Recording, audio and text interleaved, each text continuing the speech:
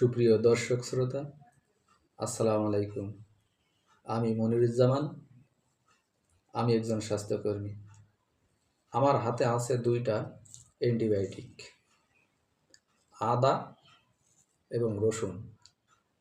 আপনারা শুনে অবশ্যই অবাক হচ্ছেন, আদা আবার রসুন কিভাবে অ্যান্টিবায়োটিক হয়।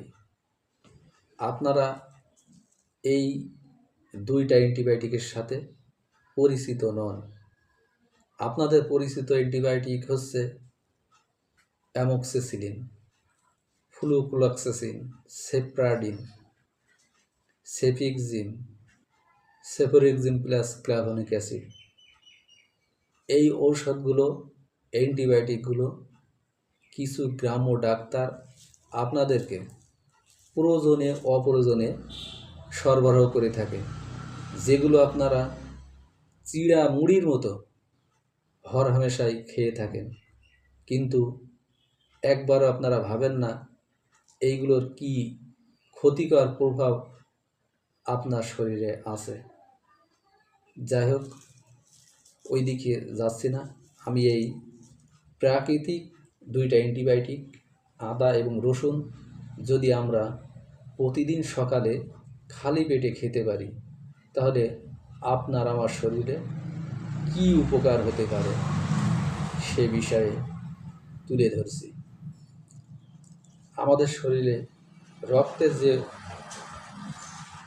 খারাপ কোলেস্টেরল আছে, আদা এবং রসুন খেলে এটা নষ্ট হয়ে যায়। আপনার উচ্চ রক্তচাপের সমস্যা যাদের আছে, উচ্চ রক্তের সমস্যা নিয়ন্ত্রণ করে। হজম শক্তি যাদের কম, আদা রসুন খেলে হজম শক্তি বৃদ্ধি পাবে। যাদের অ্যাসিডিটি আছে, অ্যাসিডিটির সমস্যা, তারা যদি প্রতিদিন আদা এবং রসুন খান, তাদের কোনো গ্যাসের ট্যাবলেট খাওয়া লাগবে না নিশ্চিত। শরীরে যাদের বিভিন্ন রকম ব্যথা আছে, এই ব্যথামুক্ত হওয়ার জন্য আপনারা আদা রসুন খেতে পারেন।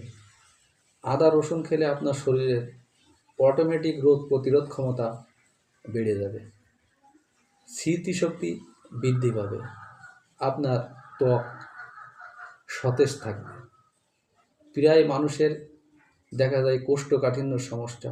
যাদের কোষ্ঠকাঠিন্য আছে, তারা যদি আদা বা রসুন নিয়মিত খেতে পারেন, আপনার কোষ্ঠকাঠিন্য সমস্যা থাকবে না ইনশাআল্লাহ।